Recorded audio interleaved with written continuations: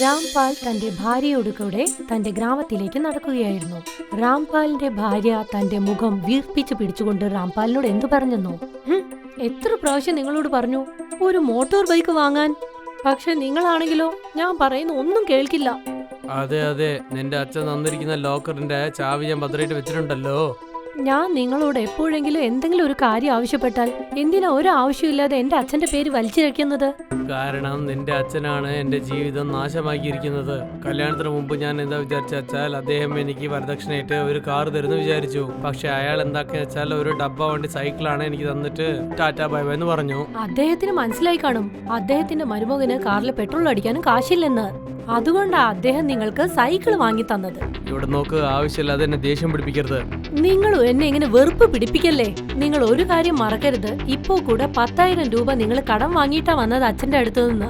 രാംപാലിന്റെ ഭാര്യ ഇതാണ് പറഞ്ഞത്. അപ്പോഴാണ് പെട്ടെന്ന് ഒരു മരത്തിന് പുറകിൽ നിന്ന് എന്തോ ഒരു ശബ്ദം അവർ രണ്ടുപേരും കേട്ടത്. ഒരു വൃദ്ധയായ സ്ത്രീയുടെ ശബ്ദം. അവിടെ തന്നെ നിൽക്ക്. രാംപാലും അദ്ദേഹത്തിന്റെ ഭാര്യയും അവിടെ തന്നെ നിന്നു. ഇതാരുടെ ശബ്ദമാ കേൾക്കുന്നത്? അറിയില്ലല്ലോ, ഒരു പക്ഷേ പ്രേതം എന്തെങ്കിലും വല്ലതായിരിക്കോ? അപ്പോഴാണ് ഒരു വൃദ്ധയായ സ്ത്രീ ഒരു മുഖംമൂടിയും അണിഞ്ഞുകൊണ്ട് അവർ രണ്ടുപേരുടെയും മുന്നിൽ വന്ന് നിന്നത്. ആ വൃദ്ധയായ സ്ത്രീയുടെ കാല് കണ്ടതും രാംപാൽ ആ ഉയരമുള്ള കാലുകൾ കണ്ട് നടുങ്ങാൻ തുടങ്ങി. എനിക്കെല്ലാം അറിയാം, നിങ്ങളുടെ കയ്യിൽ പണമുണ്ടെന്ന്. നിങ്ങളുടെ കയ്യിൽ നിങ്ങൾ എത്രമാത്രം പണം വെച്ചിരിക്കുന്നോ അത്രയും പണം മര്യാദയ്ക്ക് എനിക്ക് താ, ഇല്ലെങ്കിൽ അയ്യോ ഞങ്ങളെ ഒന്നും ചെയ്യരുത്, ഞങ്ങളുടെ കയ്യിലുള്ള പണം നിങ്ങൾക്ക് തരാൻ ഞങ്ങൾ തയ്യാറാണ്. രാംപാലിന്റെ ഭാര്യ രാംപാലിനോട് എന്താണ് പറഞ്ഞതെന്നോ, നിങ്ങൾ എന്താ ഇങ്ങനെ നോക്കി നിൽക്കുന്നത്, ആ പണം എടുത്ത് അവർക്ക് കൊടുക്കൂ. രാംപാൽ ഉടനെ തന്നെ തന്റെ കയ്യിലുള്ള 10,000 രൂപ എടുത്ത് അവർക്ക് കൊടുത്തു. എന്നിട്ട് ഉടനെ തന്നെ ഭാര്യയും ഭർത്താവും പേടിച്ചു വിറച്ചുകൊണ്ട് അവിടെ നിന്നും ഓടി. പിറ്റേ ദിവസം രാംപാലും അദ്ദേഹത്തിന്റെ ഭാര്യയും ഗ്രാമത്തലവനെ കാണാനായി പോയി. ഞാൻ നന്നായിട്ട് പറ്റിപ്പോയി മുതലാളി, എന്നെ ഒരാൾ നന്നായിട്ട് പറ്റിച്ചിട്ട് പോയി. എന്ത് പറ്റി രാംപാൽ? എന്തിനാ ഇത്ര വളരെ മോശമായിട്ട് നായി പോലെ നിങ്ങൾ ഒച്ച ഉണ്ടാക്കുന്നത്? മുതലാളി, ഞാൻ പറയുന്ന കാര്യം മാത്രം നിങ്ങൾ കേട്ടിട്ടുണ്ടെങ്കിലേ നിങ്ങളും ഭയങ്കരമായിട്ട് എന്നെ പോലെ തന്നെ ഒച്ച വെക്കും. എന്താ പറയാൻ വരുന്നത്? ഗ്രാമത്തലവ, ഞങ്ങൾ രണ്ടുപേരും ഇന്നലെ ഗ്രാമത്തിൽ പോയി തിരിച്ചു വരികയായിരുന്നു. പെട്ടെന്നൊരു വൃദ്ധയായ സ്ത്രീയെ കണ്ടു. എനിക്ക് തോന്നുന്നത് അവരൊരു പ്രേതമാണെന്നാണ്. ആ കിളവിയുടെ കാല് സാധാരണത്തിലും വളരെ നീട്ടമുണ്ടായിരുന്നു. ഞാനും കേട്ടിട്ടുണ്ട് പ്രേതത്തിന്റെ കാലൊക്കെ തിരിഞ്ഞു നിൽക്കുമെന്ന്. പക്ഷെ ഇതാണ് ഞാൻ ആദ്യമായിട്ട് കേൾക്കുന്നത്. അതായത് അവരുടെ കാല് എന്നിട്ട് വലുതായിട്ടുണ്ടാവുന്നു. നിങ്ങൾ രണ്ടുപേരും ഒന്നും വിഷമിക്കണ്ട, ഞാൻ തീർച്ചയായിട്ടും അതിനുള്ള വഴി എന്തെങ്കിലും ചെയ്തു നോക്കാം. നിങ്ങൾ എന്ത് സഹായമാണ് ചെയ്യാൻ പോകുന്നത്? ഷെടാ, പ്രേതം എന്റെ അടുത്തുനിന്ന് 10,000 രൂപ എടുത്തിട്ട് പോയല്ലോ. എന്ത് 10,000 രൂപയോ? ആ പ്രേതം എന്താ 10,000 രൂപ എടുത്തുകൊണ്ട് അവിടെ എന്താ അച്ചാറിടാൻ പോവുകയാണോ? എന്താ പറയടാ. എനിക്ക് എങ്ങനെ അറിയാം? നിങ്ങൾ ഈ ഗ്രാമത്തിന്റെ മുതലാളിയല്ലേ, വേഗം തന്നെ ഇതിനുള്ള തീർവ് നിങ്ങൾ പറഞ്ഞേ പറ്റുള്ളൂ.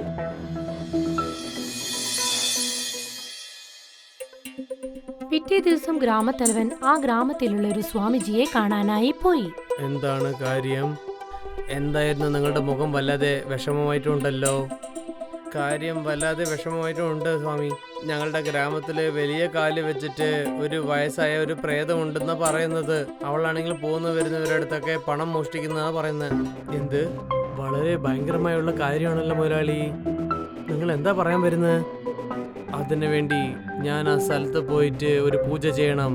എവിടെ ജനങ്ങൾ കാശ് തുലയ്ക്കുന്നുണ്ടോ അവിടെ പോയിട്ട് ഞാൻ തന്നെ പൂജ ചെയ്തേക്കാം. ഒരു പക്ഷെ നിങ്ങൾ അവിടെ വന്നിട്ടുണ്ടെങ്കിൽ ആ വലിയ കാല് വെച്ചിരിക്കുന്ന പ്രേതം ഈ ഗ്രാമത്തെ വിട്ടിട്ട് എങ്ങോട്ടും പോവില്ല. അറിയാം. ശരി, എനിക്ക് ഇന്നൊരു കാര്യം പറയൂ. നിങ്ങൾ പൂജയ്ക്ക് ഏർപ്പാട് ചെയ്യാനുള്ള കാര്യം എത്ര ചെലവാകും? മൊത്തമായിട്ട് തന്നെ ഒരു 20,000 രൂപ ചെലവാകും. നാളെ തന്നെ ഞാൻ നിങ്ങൾക്ക് കാശ് തന്നേക്കാം. നിങ്ങൾ സാധനങ്ങളൊക്കെ അങ്ങ് വാങ്ങി വെച്ചേക്ക്. പിന്നെ നാളെ തന്നെ ആ പൂജയും തുടങ്ങിയേക്ക്. അങ്ങനെ ഓരോരുത്തരോടും കാശ് വാങ്ങി ഗ്രാമത്തലവൻ ജമീന്ദാറിന്റെ വീട്ടിലേക്കെത്തി. ഇതാ മുതലാളി, എന്റെ സാർബായിട്ട് മൊത്തം 1000 രൂപയുണ്ട്. വേഗം തന്നെ ആ പ്രേതത്തിനെ നിങ്ങൾ പുറത്താക്കണം. ഞാൻ നഗരത്തിലേക്ക് ഒരു മുഖ്യമായ കാര്യത്തിന് വേണ്ടി പോകാനുണ്ട്. ആ വയസ്സായ പ്രേതം എന്റെ മുമ്പിലേക്ക് വരാനേ പാടില്ല, മനസ്സിലായോ? അങ്ങനെ അദ്ദേഹത്തോടും കാശ് വാങ്ങി ഗ്രാമത്തലവൻ ശിക്ഷ എന്നു പേരുള്ള ഒരു വൃദ്ധയുടെ വീട്ടിലേക്കും എത്തി. അവർ തന്റെ വൃദ്ധനായ ഭർത്താവിനോടൊപ്പം താമസിക്കുകയായിരുന്നു. ഗ്രാമത്തലവൻ അവരുടെ വീടിന്റെ കതക് മുട്ടി. ചേട്ടാ, വീട്ടിലാരെങ്കിലും ഉണ്ടോ? ഞാൻ എത്ര നേരം നിങ്ങളുടെ വീട്ടിലേക്ക് കഥ തട്ടിക്കൊണ്ടിരിക്കുന്നത്? എന്താ ആരും ഒരു ഉത്തരം പറയാത്തത്? കുറച്ചു സമയത്തിനുള്ളിൽ ശിക്ഷയുടെ ഭർത്താവ് ദീനു പുറത്തേക്ക് വന്നു. എന്താ മുതലാളി കാര്യം? എല്ലാം ശരിയായിട്ട് പോകുന്നുണ്ടല്ലേ? ഗ്രാമത്തിലെ ഒരു വലിയ കാലുള്ള വയസ്സായ ഒരു പ്രേതം ഉണ്ടെന്നാ പറയുന്നത്. അതിനു വേണ്ടി നമ്മൾ പൂജ ചെയ്തേ പറ്റുള്ളൂ.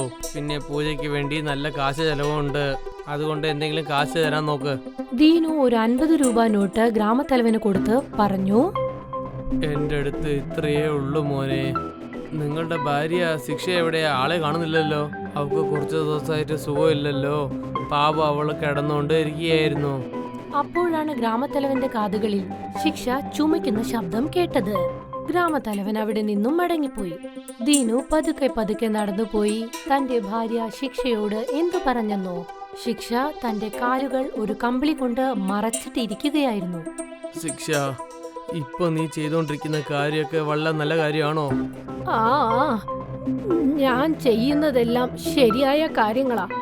പിറ്റേ ദിവസം സ്വാമിജി, ഗ്രാമത്തലവൻ, രാംപാൽ, പിന്നെ ഭാര്യ എല്ലാവരും അതേ മരത്തിന് കീഴെ എത്തിച്ചേർന്നു. ആ മരത്തിന് പിറകിലാണ് അവർ നീളമുള്ള കാലുകളുള്ള വൃദ്ധയെ കണ്ടത്. ഇവിടെ നോക്കൂ സ്വാമി, ഞാൻ എന്റെ ഭാര്യയും സംസാരിച്ചുകൊണ്ട് ഈ വഴി നടന്നു പോയിക്കൊണ്ടിരിക്കുമ്പോൾ അവൾ പെട്ടെന്ന് തന്നെ ഈ മരത്തിന്റെ പുറകിലേക്ക് വന്ന് ഞങ്ങളുടെ മുമ്പിൽ ഒന്ന് പേടിപ്പിച്ചു. അവളുടെ കാല് വളരെ വലുതായിരുന്നു. മതി രാംപാൽ, മതി. നീ നിന്റെ വായി മാത്രം കുറച്ച് മൂടിയാൽ മതി. കാരണം ഞാൻ ഇപ്പോൾ പൂജ തുടങ്ങാൻ പോവുകയാണ്. ഇത്രയും പറഞ്ഞുകൊണ്ട് ആ സ്വാമി പൂജ ചെയ്യാൻ വേണ്ടി തുടങ്ങി. മന്ത്രം ഉച്ചരിക്കാൻ തുടങ്ങി. ഈം ഭീം ചമ്പ. ചമ്പ വന്നിട്ട് ഗംഗ നീർ തന്നേക്ക്. കുട്ടികൾക്ക് ശക്തി കൊടുത്തേക്ക്. മൊത്തമായിട്ട് അഴിച്ചേക്ക്. ആ വലിയ കാല് വെച്ചിരിക്കുന്ന വയസ്സായ പ്രേതത്തിനെ അതിനെ മുടിച്ചേക്ക്. രാംപാലിന്റെ ഭാര്യ രാംപാലിനോട് എന്തു പറഞ്ഞെന്നോ? അല്ല, ഇവരെന്താ പാട്ട് പാടുകയാണോ അല്ലെങ്കിൽ മന്ത്രങ്ങൾ പറയുകയാണോ? നീ ആദ്യം ഒന്നും മിണ്ടാതിരിക്കുന്നുണ്ടോ? ഇയാള് വല്ലാതെ ഒരു ശക്തിയുള്ള ആളാണ്. ഇയാളുടെ മന്ത്രമൊക്കെ കേൾക്കാൻ വേണ്ടി കുറച്ച് വ്യത്യാസമായിട്ട് ഉള്ളത്, പക്ഷെ തീർച്ചയായിട്ടും ജോലി ചെയ്യും. ഇദ്ദേഹം ഇടുന്ന ഈ മന്ത്രം കൊണ്ട് ആ വയസ്സായ വലിയ കാലുള്ള പ്രേതം എവിടെ പോയാലും കത്തി എന്തായാലും സാമ്പരാവും. ആ സമയത്ത് സ്വാമിജി ഗ്രാമത്തലവനോടും രാംപാലിനോടും ഭാര്യയോടുമായി പറഞ്ഞു, ഇപ്പൊ നമ്മുടെ ഗ്രാമം ആ വലിയ കാല് വെച്ചിരിക്കുന്ന വയസ്സായ പ്രേതത്തിൽ നിന്ന് നമ്മൾ രക്ഷമുക്തി കിട്ടാൻ പോവുകയാണ്. ഇത്രയും പറഞ്ഞുകൊണ്ട് സ്വാമിജി അവിടെ നിന്നും പോയി. എല്ലാവർക്കും സന്തോഷമായി.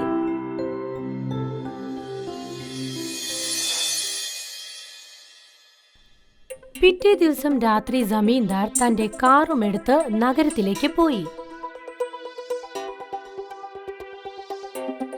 അപ്പോൾ പെട്ടെന്ന് അദ്ദേഹത്തിന്റെ കാറിന്റെ 4 ടയറും പഞ്ചറായി. ജമീന്ദാർ പേടിച്ചു വിറച്ച് ആ കാറിൽ നിന്നും പുറത്തേക്കിറങ്ങി. അദ്ദേഹം നോക്കുമ്പോൾ കണ്ടത് അവരുടെ കാറിന്റെ 4 ടയറിലും ആണി തറച്ചിട്ടുണ്ടായിരുന്നു. അയ്യോ, ഇത് എങ്ങനെയാ സംഭവിച്ചത്? ഇത് കാണുമ്പോൾ തന്നെ ആരോ ഇതിനു മുമ്പ് തന്നെ ഇവിടെ ആണി ഇട്ടിരിക്കുന്ന പോലെ തോന്നുന്നുണ്ടല്ലോ. ജമീന്ദാർ ഇത്രയുമേ പറഞ്ഞുള്ളൂ. അപ്പോൾ ആ വൃക്ഷത്തിന്റെ പുറകിൽ നിന്നും ഒരു വൃദ്ധയായ സ്ത്രീ അവിടെ നിന്ന് ജമീന്ദാറിന്റെ സമീപത്തേക്കെത്തി. ജമീന്ദാറിന്റെ ദൃഷ്ടി ആ വൃദ്ധയുടെ കാലുകളിൽ പതിഞ്ഞതും അദ്ദേഹം നടുങ്ങി വിറയ്ക്കാൻ തുടങ്ങി. ആരാണ് നീ? ഞാൻ ആരാണെന്ന് നീ ഇപ്പോൾ അറിയേണ്ട യാതൊരു കാര്യവുമില്ല. എനിക്കറിയാം, നീ നിന്റെ കാറിൽ ഒരു സഞ്ചി നിറച്ചും സ്വർണവും കൊണ്ട് നഗരത്തിലേക്ക് പോവാണെന്ന്. മര്യാദയ്ക്ക് ആ സ്വർണം മുഴുവൻ എനിക്ക് തന്നിട്ട് പൊയ്ക്കോ. അങ്ങനെ ചെയ്തില്ലെങ്കിൽ എന്റെ ഈ നീളമേറിയ കാലുകൾ കൊണ്ട് നിന്നെ ചവിട്ടി കൊന്ന് ഞാൻ വലിച്ചെറിയും. ജമീന്ദാർ ഭയന്ന് വിറച്ചുകൊണ്ട് ആ ഒരു ബാഗ് എടുത്ത് ആ വൃദ്ധയ്ക്ക് കൈമാറി. നീ എന്തിനാ എന്റെ മുഖത്തേക്ക് എങ്ങനെ നോക്കിക്കൊണ്ട് നിൽക്കുന്നത്? വേഗം ഈ സ്ഥലം വിട്ട് നീ ഓടിപ്പൊയ്ക്കോ, ഇല്ലെങ്കിൽ നിന്റെ മൃതശരീരം ഞാൻ ഇവിടെ വച്ച് തന്നെ കത്തിക്കും. ജമീന്ദാർ അവിടെ നിന്നും ഓടിപ്പോയി.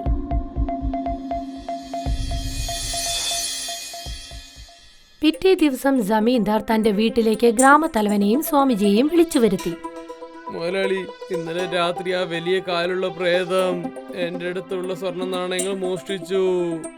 നിങ്ങൾ എന്താണ് പറയുന്നത്? പക്ഷേ നമ്മുടെ സ്വാമിയാണ് അയാളുടെ മന്ത്രം കൊണ്ട് ആ പ്രേതത്തിനെ കത്തിച്ചെന്നല്ലേ?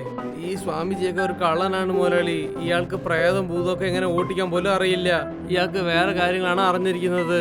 ഇല്ലെങ്കിൽ ഒരു പ്രേതമില്ല ഭൂതോ റോട്ടിലുള്ള കാറ് പഞ്ചറാക്കാൻ വേണ്ടി ആണിയൊക്കെ ആരെങ്കിലും ഇട്ടിട്ട് നിങ്ങൾ കണ്ടിട്ടുണ്ടോ? നമ്മുടെ ഗ്രാമത്തിൽ ആർക്കോ ആണ് കാല് ഇത്ര വലുതായിട്ടുള്ളത്. പിന്നെ അവര് ഗ്രാമത്തിലുള്ളവരെല്ലാരും പറ്റിക്കാൻ നോക്കുന്നുണ്ട്.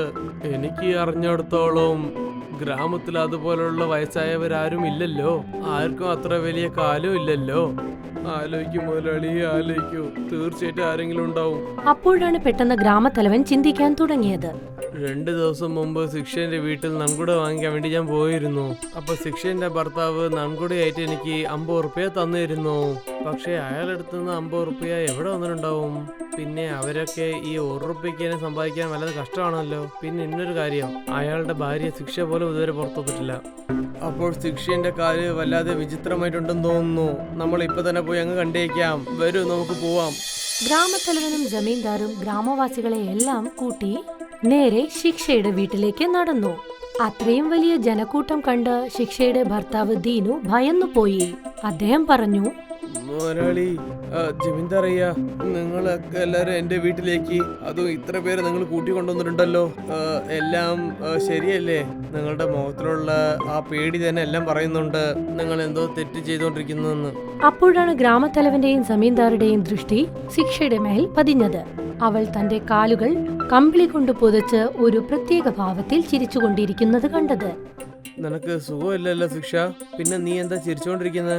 പിന്നെ നിന്റെ കാലുകളൊക്കെ എന്തിനാ ഈ പുതപ്പ് വെച്ചിട്ട് നീ മറച്ചോണ്ടിരിക്കുന്നത്?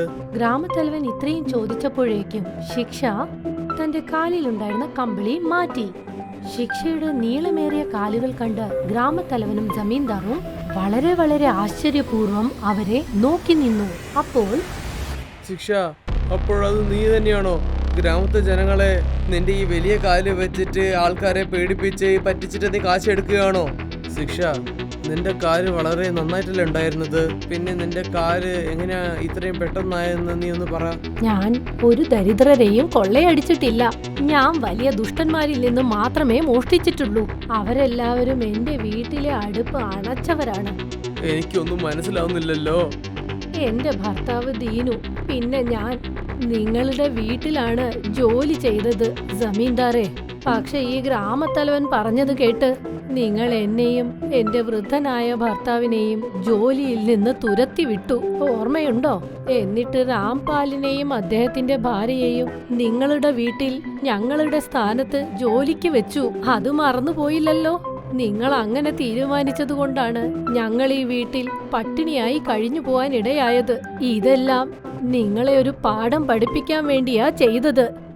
മുതലാളി, ഇത് എങ്ങനത്തെ ഉള്ള ഒരു വ്യത്യാസ കാര്യം എന്ന് വെച്ചാൽ, ഒരു പറ്റിക്കുന്ന മന്ത്രിക്കാൻ വേണ്ടി നിങ്ങൾ കാശ് കൊടുക്കാൻ വേണ്ടി നമ്മുടെ ഗ്രാമത്തെ മുതലാളി മൊത്തം കാശ് നമ്മുടെ ഗ്രാമത്തെ ജനങ്ങളടുത്ത് വസൂലാക്കി. പക്ഷെ ഞങ്ങള് ഭാര്യയും ഭർത്താവായ ഇത്ര ദിവസമായിട്ട് ഞങ്ങൾ വിശപ്പോടെ ഇരിക്കുകയാണ്. പിന്നെ ഗ്രാമത്തിലെ മുതലാളിയോ പിന്നെ ഗ്രാമത്തിലുള്ള ഒരാൾക്കും ഈ കാര്യം അറിയേയില്ല. നിങ്ങളൊക്കെ ഈ കാര്യം വിചാരിച്ച് നിങ്ങൾ വെക്കപ്പെടണം. ഞാൻ എന്റെ തെറ്റ് മനസ്സിലാക്കിയിട്ടുണ്ട് ശിക്ഷ. പക്ഷേ നിന്റെ കാല് എങ്ങനെയാണ് ഇത്രയും വലുതായത്? സത്യം പറയുകയാണെങ്കിൽ ഇത് എന്റെ കുടുംബത്തിന് വിനോദമുള്ള ഒരു രോഗമാണ്. എന്റെ കുടുംബത്തിൽ ഏതെങ്കിലും ഒരാൾ 70 വയസ്സിന് മുകളിലും ജീവിച്ചിരുന്നാൽ അവരുടെ സാധാരണമുള്ള കാലുകൾ വളരെ നീളത്തിൽ വളരും. എനിക്കും അത് തന്നെയാ സംഭവിച്ചത്. അത് മാത്രമല്ല, നിങ്ങളെല്ലാവരും ഒരു പാഠം പഠിപ്പിക്കാൻ വേണ്ടിയാ ഞാനിതെല്ലാം ചെയ്തത്, അല്ലാതെ മോഷ്ടിക്കാൻ വേണ്ടി ചെയ്തതല്ല. എന്നോട് ക്ഷമിക്കണം ശിക്ഷ, ഞാൻ നിനക്ക് അതുപോലെ ഒന്നും ചെയ്യാൻ പാടില്ലായിരുന്നു. നിങ്ങൾ നാളെ തൊട്ട് എന്റെ വീട്ടിലേക്ക് വന്നിട്ട് ജോലി നോക്കിക്കോളൂ. പിന്നെ നിങ്ങൾക്കുള്ള ശമ്പളം ഞാൻ 2 മടങ്ങായിട്ട് തരാം. ജമീന്ദാറും മറ്റുള്ളവരെല്ലാവരും ശിക്ഷയുടെ വീട്ടിൽ നിന്നും പോയി.